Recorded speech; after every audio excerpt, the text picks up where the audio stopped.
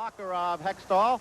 Fed around to the far side. Flyers a little lax in picking up Robinson, who puts it cross ice off the body. Breakaway Eklund. He's gone for the hat trick. He's in. Shot. Score. Hat trick, Pelle Eklund.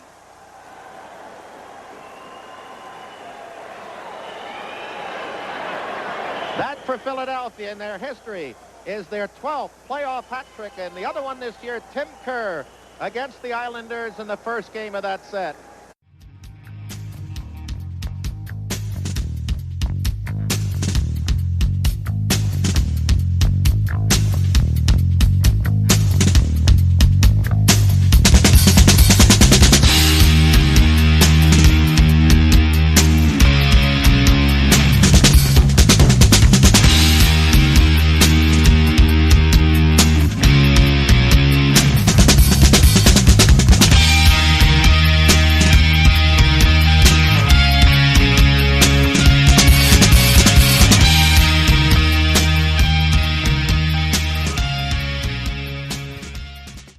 FlyersNittyGritty.com presents the O&B Puckcast, episode number 93, as we begin what we consider our fourth season, bringing the O&B Puckcast to you.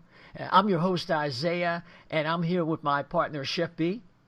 How you doing? All right. And the great Dan Silver. What's going on, gang? Not much in this... Not much is right. What many have termed a constipated off-season, as one GM supposedly put it. And I think that's something we talked about earlier. I just want to open the show on a little bit of a dour note. The great analyst from Hockey Night in Canada, I think he had some features he used to do in the United States. Howie Meeker has passed away at the age of 97. An affable guy, if I remember in my... my teenage years when he was on TV and I would have access to see him on some of the international broadcasts. Great guy, great personality, and may he rest in peace, 97 years young, Howie Meeker. Either one of you gentlemen, I know he's like from an era going by that might have preceded what the time that you had followed hockey. Do you remember Chef B? I remember the name. I don't remember so much. He was basically like the equivalent of This Week in Baseball, like Mel Allen, right? Well, he was he was more of an analyst. Yeah, and but he was around, but I'd be lying if I told you I know the name and I know the history, but I maybe one or two instances that are a blur from when I was a kid, but yeah, a loss indeed. Yeah, real hero. And Dan, I'm sure that's probably before your time, unless you caught up with some old game film where he was actually calling the game. Definitely predates me a little bit, but just from reading all the articles online, it does look like it was a real loss for the hockey community. Yeah, so all the best to his family, Howie Meeker. So, gents, we have to talk about what has been happening with the Flyers. So let's do a little bit of housekeeping. We've been on hiatus. It's been almost 3 weeks since we recorded a show. So the WJC, everything's all discombobulated with the schedule and coronavirus and everything. And some of these junior leagues are playing. We'll talk about a Flyer prospect who's really ripping it up a little bit later. For the WJC, Tyson Forster and Mason Millman have been invited to Team Canada's evaluation camp. And Dan, you can correct me here. Cam York and Bobby Brink have already done that with Team USA? Yeah, I mean, Cam York is probably going to be a shoo-in top pair defenseman for Team USA this year, and Bobby Brink will certainly be on their top two lines in their top power play. So, those guys as draft +1 players, so it's not their draft year, but, the year after they were drafted. Those guys are the oldest players you can possibly be to be in the World Cup, the under-20 tournament. And so those guys will be playing big roles on Team USA. Team USA looks like a juggernaut. From the kids you mentioned, the Canadian kids, Tyson Forster, who the Flyers drafted in the first round, I'd say that he's probably a long shot to make the Canadian team, but I guess you never know. They may fall in love with his shot and say, hey, we need this guy on our power play.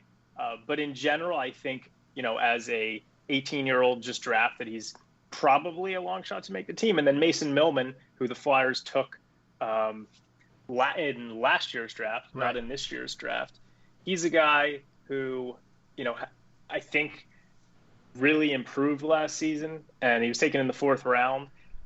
He's got a lot of great raw tools, great skater, really good passer, put up some big numbers for Saginaw. I think that he's also probably a long shot, but he's certainly a guy that the Flyers have pegged as a developing offensive defenseman type of prospect. But him and Forster are definitely long shots. The U.S. guys are shoo-ins. Yeah, and I heard Mason Millman that the team that he's playing for kind of plays a very wide open style, so that contributed to his particular type of play, and he's interacting with the Flyers coaches to kind of keep perspective and not become that fourth forward on the ice all the time.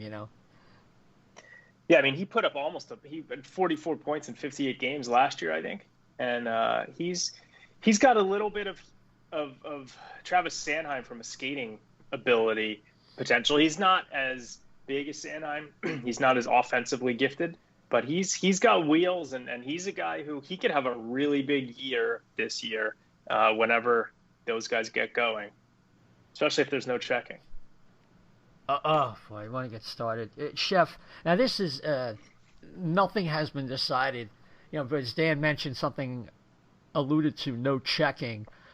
Somebody who's not really in the best position, some commissioner in Canada talked about the body checking would not be allowed in the OHL next season, and since then, that's not necessarily been rescinded, but it's certainly not a lead pipe cinch to happen. In fact, I doubt it's going to happen. It shows kind of like ignorance about not only hockey, but the disease itself and how it's spread. But when you heard that about the OHL, what was your thought, Chef B? I'm sure everybody else drew their analogies to the NFL, how, you can't touch anything and it's turning into flag football. And we certainly didn't want that comparison being brought into hockey. But my thought was, if they were doing it because they thought it was going to cut down on contact with people, and then I had one argument to that, is just go look at the bench. They're sitting next to each other, shoulder to shoulder on the bench. They're probably closer to each other on the bench and to their closest than they'll ever be to half the people on the ice when they're actually skating. So until you go into those corners for contact, I don't think it's in the best interest, just because best interest of the game, just because if you're going to go into chase the puck anyway, you're going to have to be next to a guy, and being that close and trying to stick check is just as bad as being there, turning your back to somebody and trying to use your body as a shield, which a lot of the guys do. So half the time when you're in there, unless you're fighting anyway, you'd have your back to them trying to protect your puck anyway. So to me, it was kind of like one of those things that I looked at, swing and a miss, but nice try, A for effort. Yeah, I mean, you get this disease by dwelling, not flybys. So I don't think that's going to go through. We'll see. That's critical, though, when you're talking about development of these players. That's something that's overlooked, Dan. I mean, it's a different game. It's like flag hockey, and that's not gonna help anybody, really. Yeah. I mean, you look, the OHL is probably Canada's premier development league. Gets a little more publicity than the WHL or the Quebec Major Junior Hockey League. It just looks like something that, some politician came up with sitting in a room, you guys can go back and play hockey, but there can't be any checking. I mean, it's just so obviously preposterous, because as what, you guys discussed, these guys are sitting together on the bench. So now it looks like it's probably not going to happen. They will allow checking, but we shouldn't undersell all the challenges of trying to get these leagues back and going. So there are a lot of challenges, but this particular one, I don't think you're going to bring back hockey at that level and say there can't be any body checking. No, Yeah, and you know, the OHL and the AHL, the American Hockey League, are both targeting the first week of February for a return. And of course, anything like that, it's a fluid situation. But just thought I'd pass that along. Chef, were you going to say something?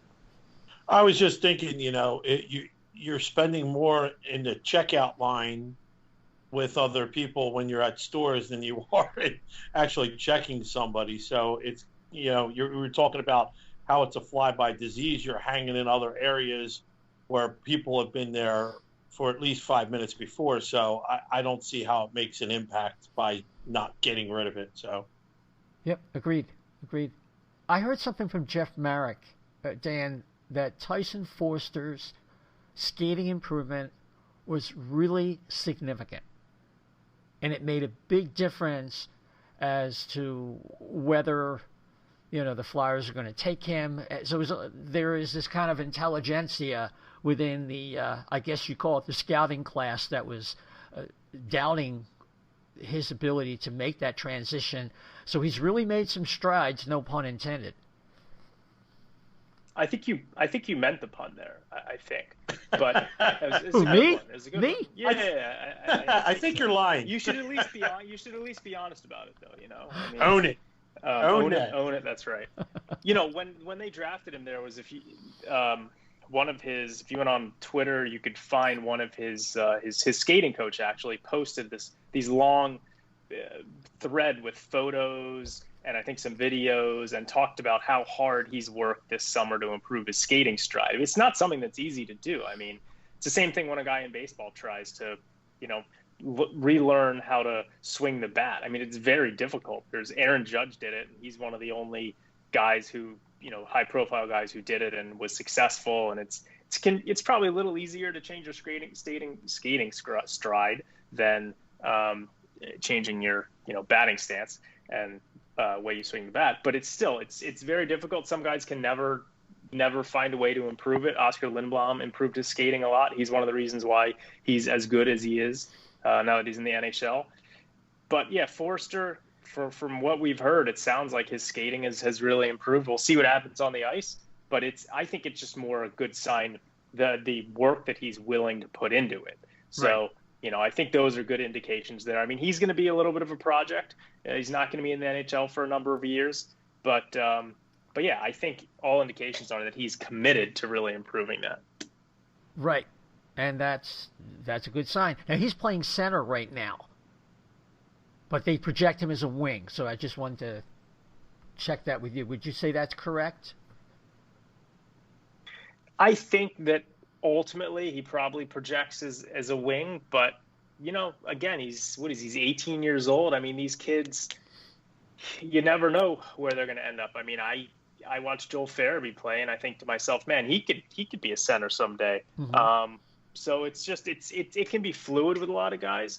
Forster's got such a good one-timer that you almost want him to be on that left wing, just firing away with the shot. But yeah, I mean, I think it's a great sign if they have the confidence in him to put him at center. I think that's for sure. Absolutely. He's big enough. Well, yeah. It's not only that. If he can play center, it's going to help his two-way game. You're going to have to play more of the ice and be more responsible, and then if the transition, I think, would go a little easier. That's just my theory. But gents, while we're talking about the kids, we got to talk about this 5th-round pick we made. Now, I don't want to get irrationally exuberant about Elliot DeNoyer, but Dan, he's got 10 goals, and he's tied for 3rd with 17 points through 11 games, and he might have actually played another game since then, but those are the latest numbers I had. Yeah, he put up 3 points in his 12th game of the season. So right now, Elliot DeNoyer is sitting at 12 games. He's got 11 goals and 9 assists, which is good for 20 points, which is, if you look at just pulling up the stats for the Quebec Major Junior Hockey League, he's 3rd in the league in points. Now, you've got to keep in mind that a lot of the teams in this league have played fewer games because of COVID scenario. So if you look at a points per game basis, he's 11th. He's averaging 1.67 points a game. Look, this is a very small sample size, right? I mean, 12 games. I think Maxim Sushko scored 4 goals in a game in the juniors. It's not, doesn't necessarily mean that the Flyers have some super sniper on their hands. And he's not really a sniper at all.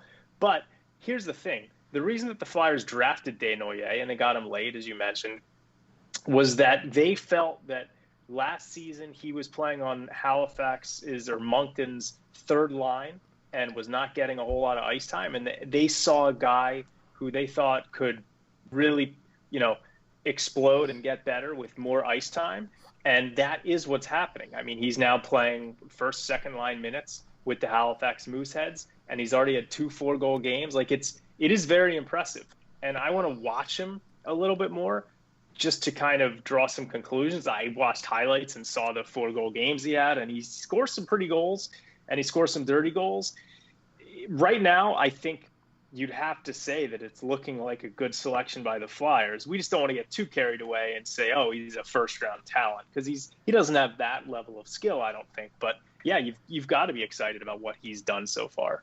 Hey, you take a guy in the 5th round, and Jordan Holl was talking about how the Flyers have had success with Oskar Lindblom, David Kasha. Noah Cates looks like he's going to at least spend some time in the NHL, if not be a bankable 4th-line player. Who knows, right? Then this guy comes in, and he's showing evidence that, hey, that's a good pick. That's a good value pick. And that's all you could ask at a spot like that, Chef. Yeah, I'm thinking half the time it seems like you're I don't want to say later round players, but mid round players seem to want it. I don't know, maybe a little bit more to kind of show people that, hey, it wasn't a mistake. I do belong here. It's just ironic. It seems like the pressure's off, so they can just go and be the player that they wanted to be, as opposed to being a 1st or 2nd round pick with all that pressure to perform right away. It seems like these guys got a better chance of growing into their roles. And I personally, I love it. I think he's done good so far. Like you said, I'm not gonna anoint him to be an elite player or anything like that. Far from it. But I like what I've seen so far. And Dan, who put him on? I think it was Flair. Flair, he said, who put him on his radar? Because he said it was somebody that they were really looking at. Yeah, I don't know. Obviously, all of the scouting ultimately ends up going through Flair, the assistant GM. But I don't know who their Quebec Major Junior Hockey League scout is. And yeah, I don't remember who put him on the radar exactly. But that's what it takes. Like, it's the same thing with, taking Morgan Frost in the 1st round was a bit of a surprise to some people. But the Flyers had scouts that watched him play and saw that in limited ice time, he was doing things that they felt when he was going to get more ice time, that his production and his level of play would really pick up. And that's what good scouting is about. Good scouting is not about seeing guys that, all of the scouts who don't watch these guys as often kind of can look at the guys playing 1st and 2nd line minutes. You see how many points they score. Really unearthing gems late in the draft is all about finding guys that are not getting the ice time and that you think are going to, explode when they do get that ice time. And so that's already happening with DeNoyer. Right. And there was also, I don't know if it's quite related, when they were looking at Emil Andre, and now he's playing right now temporarily until the Flyers start up with Linus Sandin on the same SHL team, if I'm correct. So I don't know what they were scouting Andre at the same time, or I'm not sure how all that came together. Yeah, I mean, Emil Andre was just a tremendous selection for the Flyers in the 2nd round. I mean, there were some scouts that had him in their top 20 overall, and he slid just like Bobby Brink slid last year, and the Flyers went and they got him. And Emil Andre he's captain the Swedish under 18 national team. Now he's on as an 18-year-old. He's going to play. He'll be in the World Cup for Sweden, and he's a kid who just by all metrics looks like he's got a really well-rounded game who brings leadership abilities. I love that Emil Andre pick. He's going to be a fun one to watch develop because he's a little bit smaller, but he plays with an edge. Well, disparity of opinion on him, like I mentioned in a tweet, it's going to be really compelling following him to see what happens, because the opinions are all over the place. It's either people really love him or they think that he's like more of a 4th-round pick. Should be interesting. Of course, we're going to root for him, but he's already physically developed. Even though he's not tall, he's very stout, kind of like Chemo. I'm not saying he's going to be Chemo, although Chemo was what, a 4th or 5th-round pick, or a 6th round. You never know, right? Yeah, you can't tell. You can't tell. So listen, we've touched on these kids a lot. Gents, why don't we go back to the Flyers to talk about where they're at right now. You know, last time we had a show, they had just signed Eric Gustafsson, and we're still a little unsettled about what their lineup is going to be. But I want to take a look at the lines about how things settle out. I was looking at Charlie O'Connor's article, kind of evaluating what they've done so far and what they could possibly do going forward. But as things stand right now, let's just suppose Nolan Patrick was back. I know we've nailed that. We've hammered that nail about an inch deeper than it needs to be. But say Couturier is centering Giroux and Voracek, knowing that Giroux could end up our third-line center if need be. Then you have Hayes between Konecny and Lindblom, hopefully, knock wood on that. Nolan Patrick or Morgan Frost between JVR and Joel Farabee. And then you have Scott Lawton between Nick Aube-Kubel and Michael Raffel. And that's all subject to a bunch of young kids that could step in, like Tanner Lazinski or Wade Allison. And Linus Sandin, the aforementioned one. Chef, you want to take a crack at an analysis of what you think, how they're situated right now? Yeah, sure. I guess I'll start with the 3C. You talked about Claude sliding. I hope he doesn't slide down there. If need be, I'd rather see Lawton go up and maybe try to get, like you said, Lazinski in at 4th line. That's my personal take on it. I just don't want to see Claude going back to a center position. I think he can get more out of him on the wing. That's all. And then I would love to see these kids. I mean, I would love to see them push and really make it hard, make it a hard decision for the coach. And hopefully maybe there'll be a little bit more leeway sliding players in and out with the AHL. Who knows? We saw that he wasn't afraid to do it last year. Fletch, he was bringing people up and letting them get their looks. I'll tell you what, when I saw Allison on Twitter, there was that video of him. It looks like his knee's holding up. So I'm excited to see about that because I love that kid's shot. Yeah, everybody's really excited about him. I call him like a Hartnell clone, at least in terms of personality. I mean, even if he had half the production, I think we'd all be thrilled with a personality, someone so colorful as that guy. You have to root for him. Dan, what's your thought about some of the manipulations that are available to the Flyers, barring an outside acquisition?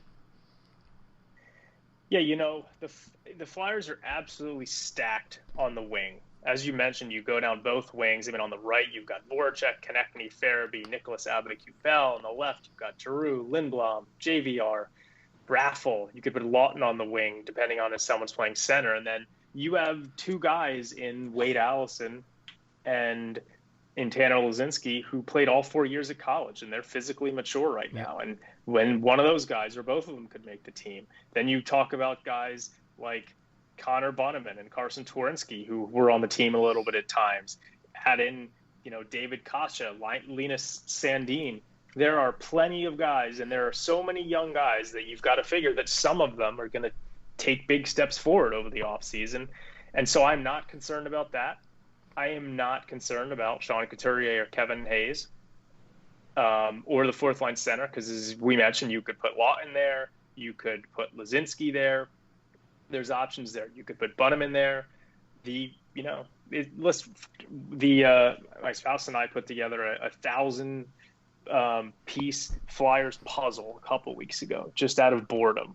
And a couple pieces were missing from it. We couldn't find them, and they just didn't ship with the puzzle. Right now, third line center from the forward group, that's that missing piece. And we don't know what's going to go there. And it's a very important piece. We don't know if Nolan Patrick is going to be healthy enough or at a high enough level after taking so much time off to play third line center. We don't know if Morgan Frost is going to be able to come in and grab that spot. We hope that one of those two guys will, but we don't know. And so right now, that's the gaping question for the Flyers right now, is who's going to be the third line center. Theoretically, if neither of those guys are ready, you could maybe put Giroux there and have him playing sheltered third line minutes. But, I don't think they want to do that, but that's an option. But right now, 3C is that's the only forward spot that they really need to figure out. Yeah, and Bill Meltzer was talking about that, Chef, and he was saying he does not want to go into next year with a question mark. And if they could get a versatile forward who could meet a need in that regard, but also maybe be effective as a winger. And one of the names he brought up was Erik Haula. He's a Finn that's played for Minnesota, so Chuck Fletcher knows who he is. Vegas, so he's 29, brings a lot of speed. He's like a 15-goal scorer with third line. He's used to playing either heavy minutes in D-zone starts, offensive starts, whatever. He's pretty versatile in that regard. Maybe that is, as time goes by, and we're going to talk about UFAs in a minute, that maybe that's somebody who could give them some insurance going forward here, especially with some of the other weaknesses that might have come up when we talk about the defense. Yeah, wow, that's going to be like a tough decision, and I'm grateful that it is, because that means that, like Dan said, that the kids are taking a giant step forward in terms of making it more difficult for Fletch just to go out there and buy somebody else. Now, I wouldn't mind Haula at that position. I wouldn't. I just think if you could save the money staying in house for right now, I'd be happy with that as well. I mean, I have it pulled up in front of me. I'm looking at it, and I just laughed when I just thought of some. We have Nolan Patrick going for $874,000 this year, and it's a big question mark next to it. And I just thought about one of my favorite all-time players was Jumbo, and he signed in Toronto for $700,000 for the year. I wouldn't have minded that at third line center for $700,000. I think that would be a pretty decent bargain. I would have taken Thornton there. Well, yeah, I mean, I don't know what they're doing in Toronto. I mean, it's old home week. Erik Haula last week, yeah, I mean, it's just a bunch of, I don't know, ossified players. I guess they're going to bring leadership, but what are you going to do in the depth of a playoff season? Toronto probably likely, but I don't know what to say about what they're doing. But Erik Haula last year, Carolina and Florida. So he had 12 goals, 12 assists for 24 points, and he was traded from Carolina, I guess, at the deadline. So, yeah, he was hurt a lot, but he came back and played in the playoffs, so he showed he was healthy. So it's just a name floating out there. But hey, let's move along. We know that Hart and Elliot are on defense. Now, that's the big nut to crack, because, Dan, you're missing Matt Niskanen. That's a gigantic hole. They get Erik Gustafsson, is kind of like Shane Gostisbehere. We're all waiting for some kind of trade, which we feel is inevitable involving Shane Gostisbehere, but no salaries moving right now.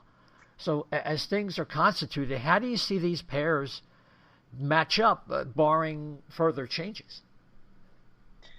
And to go back to the puzzle analogy, this is the one where I just don't see how these puzzle pieces fit together, or at least they don't fit together in a way that makes a lot of sense.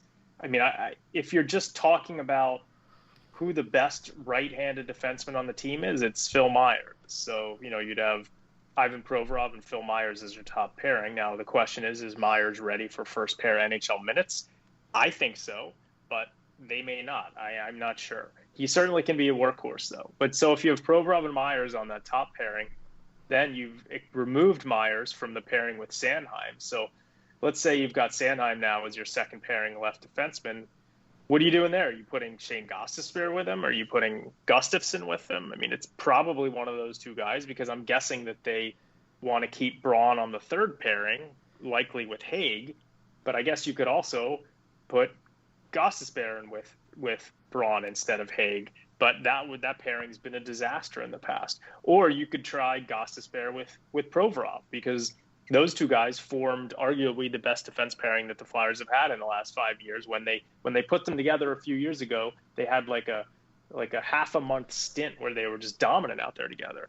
But Ghost is the whipping boy, around here for Flyers fans. So yeah, I don't know if they want to give him first pair of minutes. So there's just a lot of question marks, because you don't have that true top pairing right-handed defenseman so that you can keep Myers with Sanheim.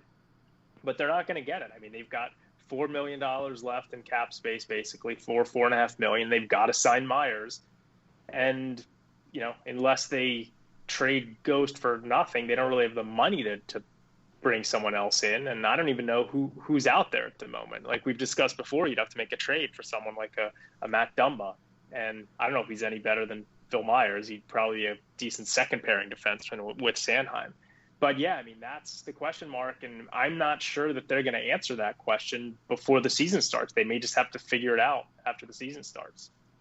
Yep, that may be the case. I do not agree with you about Shane Gostisbehere being in that first spot. I don't think he's that player anymore, and I think there's a reason why they didn't sustain that, because they couldn't maintain their level of play. But listen, I'm always rooting for that kid to make it happen here, because I have a feeling at some point he will make it happen to resurrect his career. Speaking of resurrecting careers, Erik Gustafsson. Now, he had a bad year last year, but that was only one bad year. There's a lot to like about what he can do on the power play, but Chef, like Shane, he's not really that great in his own zone, so that creates a bit of a quandary. Yeah, that I was thinking when Dan was talking about where the whipping boy Shane Gossif here. I don't feel that way. I'd be happy for Shane, like you just said. You want him to do well. I think if he goes somewhere and he turns into Nelson Aguilar right now, I mean, if he turns into go and gets all these goals somewhere else, I'd be happy for him. I think at this point it's a change of pace. And speaking to that, meaning that we already have a Gustafsson or a Gostisbehere player here already. I mean, that's the thing. I don't think the team can sustain two of them that are basic. I'm not going to say exactly the same, but they are very similar and both lacking in the defensive part. So I just think one of them would have to go, and obviously we're probably leaning towards Shane, but it's going to be hard. I think we're going to find out what the ceiling. If Gustafsson's got to play with Sanheim, we're gonna find out what Sanheim's ceiling is sooner than later, because I think he'll have to step up his game and kind of carry that pair. Yeah, and the thing for me is someone's got to fill that hard minute void. And I just don't see it. And the way Sanheim was soft as Charmin in the playoffs last year, and then you have Gustafsson, who's not particularly the physical defenseman. I'll give Shane credit. He can really be, while not overly physical, he can be nasty to play against. I'll give him credit, especially when he's denying the zone. He will step into people, and I give him credit. But still, that loss of Niskanen is really going to hurt. So for the Flyers to make progress, they're going to have to do something there. Dan, what do you think a bridge deal under these circumstances for Phil Myers in that $2.5 to $3 million range, perhaps like 2-3 years? Yeah, I mean, I think it was Charlie O'Connor's article over at The Athletic that had a 2-year deal predicted at like $1.5 million for Myers, and I think that's light. I think he was using someone else's numbers and just plugging them in. Yeah. But I would guess that, I mean, you look at what the Flyers gave Travis Sanheim, which was a 2-year deal for $3.25 million. I don't think Myers is going to get that just because he doesn't put up the offensive numbers, but I think ultimately he's a better defenseman than Travis Sanheim. But yeah, I think we're looking at I'd love it if they signed him up long term like they did with Ivan Provorov, obviously not for that kind of money, but I'd take a long-term deal at $4 million for him, but it does seem like it's more likely going to be a short-term bridge deal, probably between $2 to $2.5 million. Probably the safest bet is 2 years, $2.25 million or something like that. Yeah, and Myers doesn't quite have Sanheim's resume, so he just doesn't have the body of work that Sanheim established, so he could get that, $3.2 million like you were talking about. And of course, next season, Travis is a eligible RFA, so that'll be interesting. But that's next year. This year, I think Phil Myers is going to be in that range that we talked about. So, yeah, and you think about some of the players that are still out there, and yeah, so you still have Hoffman out there, Holla, who I mentioned, Corey Perry, Anthony Duclair. I'm not really interested in. He doesn't play any defense. Sami Vatanen, more of an offensive defenseman. What they brought in Chara. Everybody, I know he's left-handed, but do you really care? He's Chara. He's at least a second pair guy, and he can take a lot of hard minutes. Or Travis Hamonic. Yeah. Hamonic I don't know a lot about, but I wouldn't mind Chara for one season. I would deal with that just to get through a season. I wouldn't mind that at all. Dan, what's your thoughts? We just chucking names up against the wall among the best left? Yeah, I mean, Chara obviously used to be one of the best defensemen in the league. I just don't know how much he's got left. I mean, it will be interesting to see what happens with him and how much he signs for and where. I wouldn't necessarily be totally opposed to it. It'd be a pretty fun pairing with him and Phil Myers. Those would be two pretty tall guys. Yeah, now, you'd have to put him with. You have to put him with the shortest guy on the team. It would make it perfect. And that would be like Laurel and Hardy. But no, Zdeno Chara, that's like a pipe dream. But listening to the Off the Post radio guys like Russ Cohen and Anthony Mingione and Mike Ogello, our buddies over there, they're convinced that the Chara is heading out. So, well, we'll see. Maybe he feels disrespected, but I think this whole UFA market is kind of dependent upon what's going to happen in Tampa. If they can get rid of Tyler Johnson, and obviously somebody's holding out for extra compensation for that, then maybe some things will start moving along. But until then, we're just stuck in neutral. Okay, so this is the point in the show, folks, that we were going to have Flyer Fan Fest, and we actually connected with somebody, and the audio wasn't good, and a lot of other people wanted to come on, and the time was really bad for them because we were later last year and during the week. So that's a lesson that we learned, and it's a shame because we had about 7 or 8 people who wanted to get involved. So moving along, we will reschedule the Flyers Fan Fest so that you can have a voice on the podcast that you follow. It's a unique feature. It's something that I don't believe any other podcast is doing, and we want to extend that courtesy to you because we had a blast last year, and we'll definitely schedule it at a time that works better for our fans. And with that, gents, why don't we pick up with some final statements. Dan, tell us. Get a little echo there. It's one of those. What do you think the Flyers are going to do? Do you think they're going to head into training camp with the roster pretty much intact as it is now?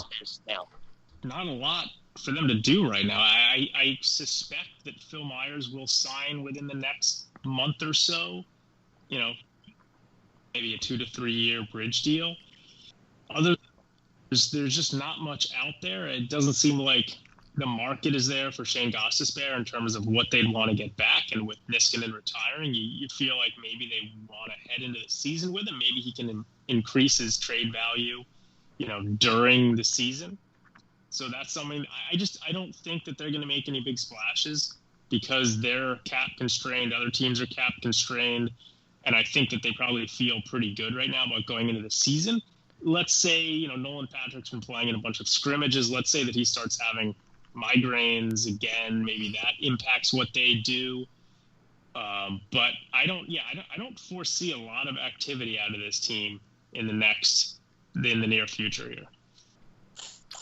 Yeah, Chef. Yeah. I'm thinking Eric Holla is going to need more than $50 to make him holla. So I don't know how they're going to fit a guy like that in. But what is your prediction about what could occur between now and the season? I think Dan's right, and I worry less about being able to fill Patrick's position than I do about getting stuck with an extra defenseman, to be honest. If it comes down to that, that's my biggest concern, being heavy on the defensive side, because from what I'm guessing, Dan's probably on the same page with this. They have enough of the young assets that 6 or 7 that we're looking at that could step up. I mean, that's a 1 in 6 shot. The odds are in their favor that somebody's going to step up. So I'm not concerned about the forward positions. I'm more concerned about the defensive position. Who's if we're giving Myers that top slot, then that's fine. I agree with Dan. There's no rush to sign him because there's not even a start date for return to play. So I'm not worried about them not signing him. I'm just more concerned about getting stuck with an extra player like Oskar here. And where do you go with that when the season starts? Are you going to sit? Are you going to be rotating guys? I mean, I don't know. It just seems like it's going to be a recipe for problems. I won't say disaster, problems. I'll say problems. Well, you're going to have a flat cap for the next couple of years. Chuck Fletcher has come out and said that. And then the Flyers have to think about the thing we talked about on the last show, like where are they going to go to make progress? They don't want to just kind of slide along and take another year with these veterans who are exiting their prime or already have. And, how do you make improvement? How much internally can you count on from the kids to make up the gap? My guess is that a third-line center is probably easier to get a hold of at some time during the season. And if the Flyers are going to make a move, they're going to probably get some defensemen who can handle a little bit more of the hard minutes and add a little bit of sandpaper back there. They're a little soft right now. So that is something I think they might address. But like Dan said, you might have to wait till they are in season to do that. And with that, we're going to call it. So let's get some sign-offs here. Dan, any last thoughts, and where can people find you on Twitter? It'll be, like I said, maybe we'll get some waking from the slumber from some of these NHL teams. I'm not sure I see it yet, because a lot of these players and organizations just don't know yet when they're going to be starting up. So I think that's where some of the questions come in. Maybe we'll get some answers to that coming up. But everything's kind of in flux now. In any event, fans can find me on Twitter at dsilver88 and throw me a follow, and we'll see what happens this offseason. Fantastic, Chef. You can find me at ChefDiddleFB on Twitter, and that's where I'm hanging out for now. Excellent. Sorry for a little echo in the last couple minutes of the show. Make sure you follow the O&B Puckcast at O&B Puck at O&B Puck. And it really helps if you subscribe to the show. It moves us up the charts. So if people are looking for Philadelphia Flyers content, we're more likely to show up in front of people, especially on Apple Podcast, but regardless of the platform that you follow us on. And we're also on SoundCloud, Stitcher, TuneIn, you name it, we're on it. We have a YouTube channel. Of course, we were featured on FlyersNittyGritty.com. Check out their content there with our buddy Jamie Basco, Yari Volok, and the crew. And with that, folks, we're going to hit you back with another show in a couple weeks. Certainly, if the Flyers do anything, we'll certainly want to talk to you about that. So, until next time, everybody, take care.